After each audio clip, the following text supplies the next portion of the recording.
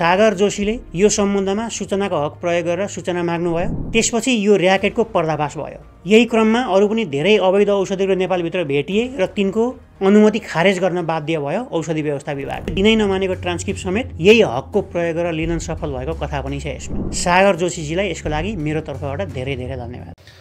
धन्यवाद तपाईँलाई पनि टङ्क सर। सूचनाको हकको कथालाई प्रचार गरिदिनु भएकोमा धेरै धेरै धन्यवाद।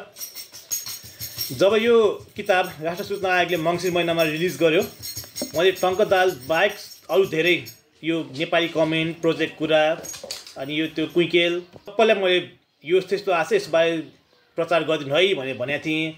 कसैले सुनेन टङ्कजी बाहेक। त्यसको लागि धेरै धेरै धन्यवाद। के भयो भन्दाखेरि यो फैलाउनु पनि जरुरत, यो मैले यसो गराएको छु यसमा भनेर आफ्नो प्रचार गर्ने होइन, यो विचार सूचनाको हक भन्ने विचारको प्रमोसन गर्नलाई हो है। पहिला मलाई केही नै वास्ता लाग्दैन थियो है, बिल्कुलै म वास्ता चासो केही राजनीतिक सामाजिक चासो केही पनि नभएको मान्छे थिएँ म। अनि 28 वर्ष जति लागेपछि म यहाँ मेरो मास्टर्स सकिसकेको थियो अनि यहाँ टिचिङ जब गरिरहेको थिएँ। अनि मेरो के होला, अब त ठुलो भयो, अब त बिहे गर्नुपर्छ, बच्चा जन्माउनु पर्छ, पढाउनु पऱ्यो, के गर्नु पऱ्यो, कहाँबाट खर्च ल्याउने, यो सरकारी स्कुल किन राम्रो छैन, यो सरकारी अस्पताल किन राम्रो छैन, किन राम्रो हुनुलाई महँगै तिर्नुपर्ने, यो ट्याक्स भने कहाँ गइरहेछ, यस्तो चिजहरू दिमागमा आउनु थाल्यो क्या। ठुलो भयो म अब। अनि जब त्यो सचेतना आयो मलाई पनि अब त्यो अखबारमा भएको हेडलाइनहरूले असर गर्न थाल्यो कि आफूलाई वास्तै नहुने चिजमा नरमाइलो लाग्दो रहेछ क्या। किनकि हामी मान्छे भने आत्मीयता राख्ने जात हौँ। तपाईँलाई केही घट्टा घट्छ, कसैले केही हुन्छ, मलाई पनि त नर्मल लाग्छ नि त। अनि अर्को चाहिँ हामी चाहिँ कति दुःख गरेर काम गरेर आउँछौँ, अनि अर्काले लुटेर चोरेर कमिसन घुस त्यो गर्दा त फेयर भएन नि त, बराबर भएन। त्यही फेयरनेस नभएर त राज संस्थाहरू सबै विश्वभर ढल्यो नि त, बराबर भएन। राजा प्रजा भने वर्ग छुट्यायो, बराबर हुनुपर्छ नि त। अनि अब गर्ने चाहिँ के त, अब ल सामाजिक सचेतना बढ्यो, अब गर्ने चाहिँ के। योसम्म आनन्द थियो, टिभी हेरेर बसिरहेको थिएँ, गेम खेलिरहेको थिएँ, अब नेताले घुस खायो भने मलाई टेन्सन हुन थाल्यो। अनि त्यतिकैमा मैले सूचनाको हक बारे जानकारी पाएँ। के कसो पाएँ भने मैले यहाँ लेखेको छु, राम्रोसँग एकचोटि हेरिदिनु होला, राम्रो लेखेको छु।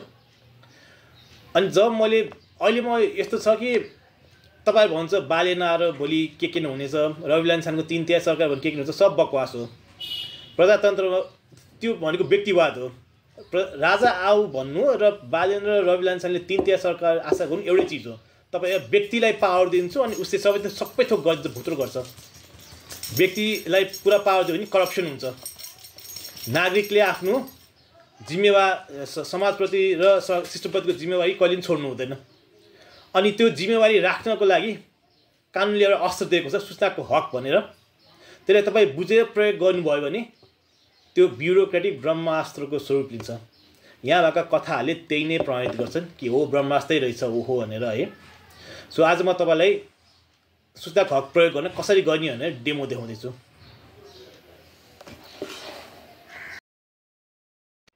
सो यो सफलताको कथा पाउनलाई तपाईँले चाहिँ गुगलमा गएर राष्ट्रिय सूचना आयोग भनेर टाइप गर्नु पर्यो। अनि यो खुल्छ वेब पेज। यसमा भित्र गयो भने हल्का तल यहाँनिर छ, यहाँनिर यसको पूर्ण पाठ तपाईँले पढ्न पाउनुहुन्छ।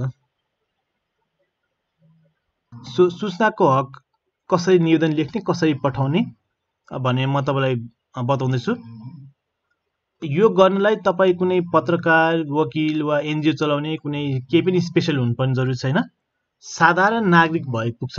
म आफैमा फार्मासिस्ट हुँ, जागिर खाएर साइडमा यो कामहरू सबै मैले गर्थेँ। निवेदनको खाकाहरू मैले सबै कतैतिर तल राखिदिएको छु। मलाई सम्पर्कमा आएर माग्नुभयो भने म फेरि तपाईँलाई दिउँला। यो चाहिँ घर बसी बसी इमेल मार्फत गर्ने हो, चाहे ल्यापटपबाट गर्नुहोस् वा मोबाइलबाट गर्नुहोस्, इमेल पठाउने सरल धेरै सजिलो छ। भाइबर वाट्सएपबाट चाहिँ गर्ने होइन। अनि वडा विभाग मन्त्रालय सबै ठाउँमा सबै सरकारी निकायमा एउटै प्रोसेस हो, एउटै टेम्प्लेट लाग्छ, एउटै खाका हुन्छ है। मैले तपाईँलाई प्रदान गरेको खाका सूचना माग्ने यस्तो प्रकारको छ। यसमा सुरुमा मिति भयो, त्यसपछि सूचना अधिकारीले सम्बोधन गरेका छौँ, कार्यालयको नाम त्यहाँ लेख्ने, विषय सूचना तथा विवरणको प्रमाणित प्रतिलिपि पाऊँ भन्ने बारे। प्रमाणित प्रतिलिपि भएको उनीहरूले जानकारी दिँदाखेरि फोटोकपी दिन्छ नामलाई।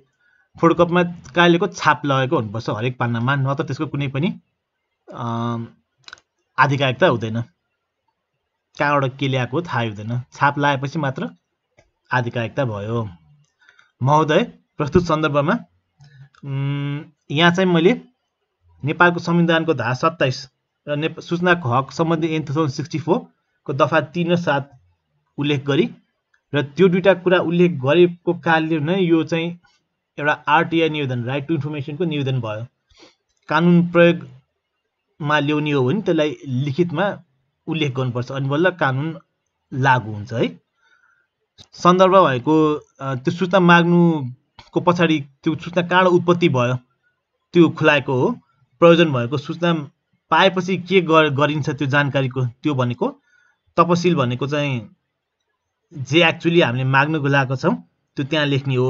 1 2 3 4 जतिवटा पनि मागे हुन्छ, तर धेरै सूचना नमाग्नुहोस्, स्पेसिफिक गरेर 1 2 वटा मात्र कुराहरू माग्नुहोस्। जहिले नि सूचनाको यो निवेदन गर्दाखेरि चाहिँ आफ्नो नागरिकता संलग्न गर्नुपर्छ, अनि त्यहाँ आफ्नो नाम ठेगाना लेख्यो, त्यहाँ निवेदकको मुनि आफ्नो हस्ताक्षर पनि जरुरी हुन्छ है। हस्ताक्षर नछुटाउनु, नागरिकता पनि नछुटाउनु। अनि यहाँ एउटा भाषा छ, यहाँ उल्लेखित सूचना उपलब्ध गराउँदा लाग्ने कानुन बमोजिमको शुल्क बुझाउन तयार छु। 10 पानासम्म फ्री हुन्छ, अनि त्यसले हामीलाई पुग्छ। आज म यो विषय उप सूचना मागेर तपाईँहरूलाई देखाउँछु। त्रिवीको जग्गा छानबिन समितिको प्रतिवेदन नै गायब भयो अरे। टङ्कजीले नि यही विषय उठाउनु भयो आफ्नो भिडियोमा। यो नयाँ पत्रिकामा फागुन 2 गते छापिएको खबर थियो, अहिले 2 महिना भयो। तब यसको स्टेटस के छ अहिले नि त्यही गायबै छ कि के छ भने खोजनीति गरौँ है त, सूचनाको हक प्रयोग गरेर। अब साथीहरू, यहाँ मैले के याद गरेँ भन्दा यसको यो अनलाइन भर्जनमा यो खबरको 84% चाहिँ आक्रोशित भएको रहेछन्। त्यो रिस, त्यो फ्रस्ट्रेसन छ नि, त्यसलाई कुनै उपलब्धिमूलक बाटोमा लग्ने हो होइन, अनि त्यो भनेको सूचनाको हक हो है। ओके, मैले केही आर्टिकलहरू पढेँ यो विषय बारेमा र म मेरो निवेदन लेख्न तयार छु। सो मैले आजको मिति लेखेँ, यहाँ 8 वैशाख हो आज। श्री सूचना अधिकारीज्यू कार्यालयको नाम लेख्नु पर्यो। यहाँ प्रधानमन्त्री तथा मन्त्री परिषद कार्यालय यहाँ सोध्लाको विषय छुनु परेन। महोदय, यो फर्स्ट प्याराग्राफ केही पनि छुनु परेन, ठाडै सन्दर्भमा जाने। अब सन्दर्भ, अब मैले अहिले मिडियाको त्यो विभिन्न पत्रिकाहरू पढेर मैले एउटा तयार पारेको छु एउटा।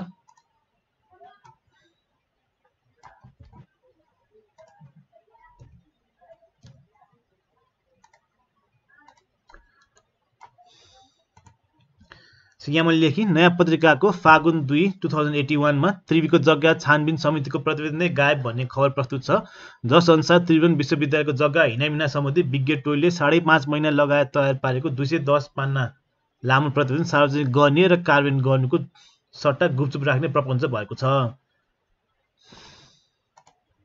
यी लेखेको थियो, मैले यही लाइन कपी पेस्ट गर्दै हो है। निवेदन चाहिँ छोटो मिठो हुनु पर्यो, लामो नलेख्नुहोस्, कसैलाई पनि फुर्सद छैन पढ्नलाई। त्यहाँ कुनै गाली गलोज गर्ने होइन, असाध्यै न्युट्रल ल्याङ्ग्वेज लेख्नुपर्छ। प्रयोजन, यो जानकारी लिएर के गर्ने हो।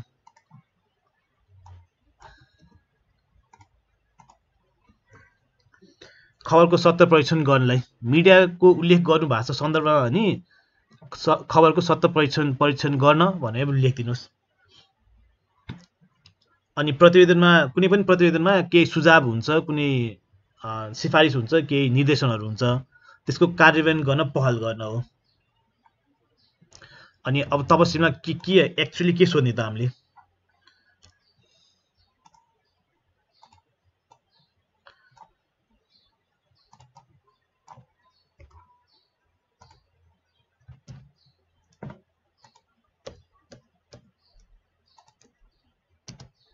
सो पहिलो प्रश्न, त्रिवीको जग्गा हिनामिना सम्बन्धी छानबिन समितिले यस निकायलाई पेश गरेको प्रतिवेदनको प्रमाणित प्रतिलिपि। के बुझ्यो भन्दा समिति गठन भयो प्रधानमन्त्री कार्यालयको अन्डरमा, अनि उसले बुझाउने फर्स्ट कन्ट्याक्ट चाहिँ प्रधानमन्त्री कार्यालयसँगै भएको छ, त्यो त्यहाँनिर हुनुपर्छ। अनि अर्को चाहिँ सो प्रतिवेदनमा उल्लेख भएको सुझाव सिफारिस निर्देशनको कार्यान्वयन गराउन यस मन्त्रालयले कुन निकायलाई के पत्राचार गरेको छ प्रमाणित प्रतिलिपि। त्यो प्रतिवेदन पनि चाहियो, प्रतिवेदनमा लेखेको कुराहरूमा तैँले के गरिस् त्यो पनि उनीहरूलाई सोधिदिने हो है। त्यसपछि यो प्याराग्राफ पनि केही छुनु पर्दैन, यो ती खाकामै छ। यहाँ आफ्नो इमेल एड्रेस लेखिदिनु होला। त्यसपछि संलग्न कागजातहरू कागजात 6 निवेदकमा सिग्नेचर मैले इन्सर्ट गरिदिने यसरी।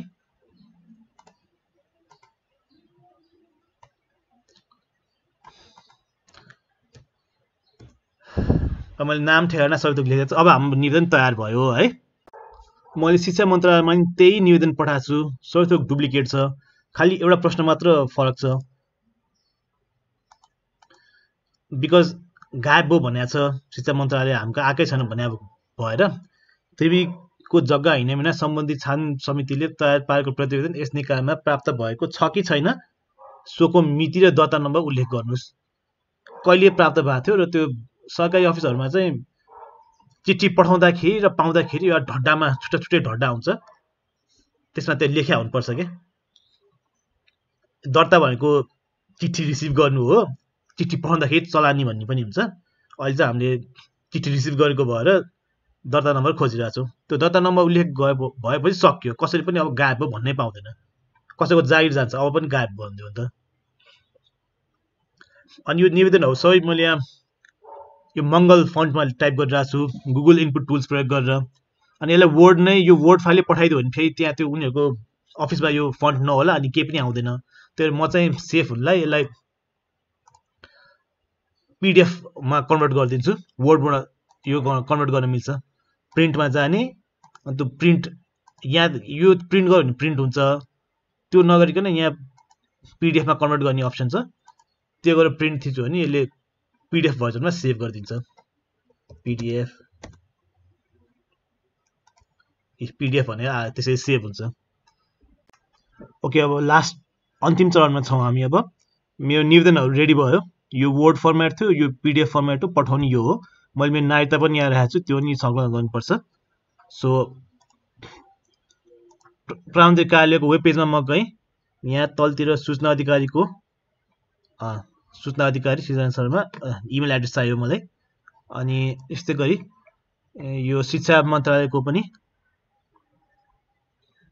कता लुकाए, यहाँ लुकाएर छन्, यो छ हैन। यो त मैले टिपिसकेँ र मैले यहाँ न्युज इमेल तयार पारिसकेँ। यो प्रधानमन्त्री कार्यालयलाई हो, सूचनाको हक अनुसार निवेदन गरेको लेख्दिएँ। यहाँ हल्का फर्मालिटी लेख्दिएँ मैले खाली नपठाउनलाई। श्री सूचना अधिकारीज्यू मैले निवेदन पठाएको छु, छिटो दर्ता गर्नु होला, छिटो जानकारी दिनु होला भनेर लेखेको छु। आफ्नो नाम र नम्बर दिएँ। अब त्यो अघिको त्यो अट्याच गरौँ।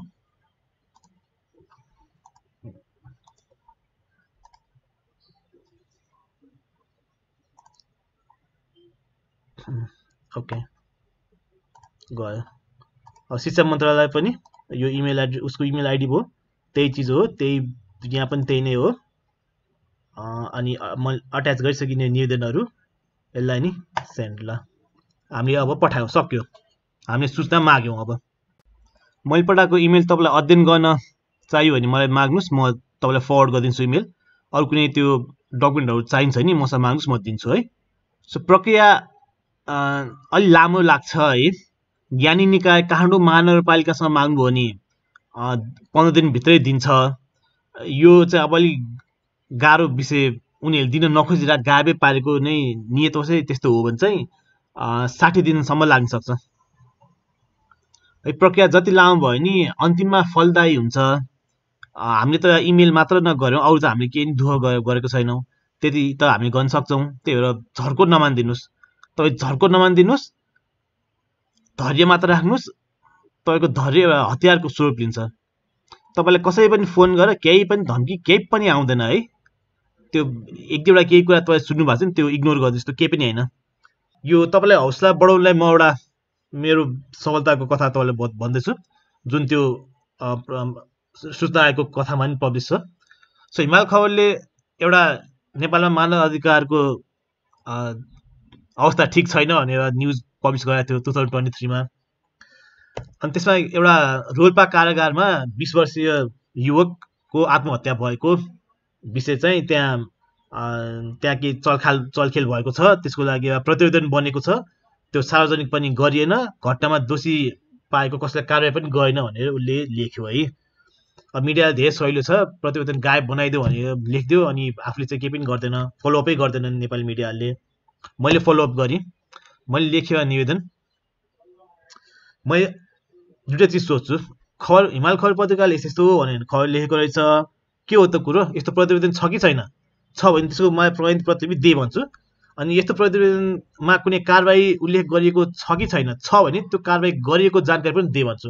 अघि हामीले जे सोध्यौँ प्रधानमन्त्री कार्यालय र शिक्षा मन्त्रालय ठ्याक्कै त्यही दुईवटा प्रश्न। प्रतिवेदन दे, प्रतिवेदनले भनेको कारबाहीहरू जुन सिफारिस त्यसको भएको त्यो जानकारी पनि दे। टाइम लाग्यो, चैत्र 9मा मैले पठाएको थिएँ, मैले पाएको यो असार लास्टमा अराउन्ड 4 महिना जति लाग्यो होइन। बट जस्तो मैले भने प्रक्रिया लामो हुन्छ तर फलदायी हुन्छ।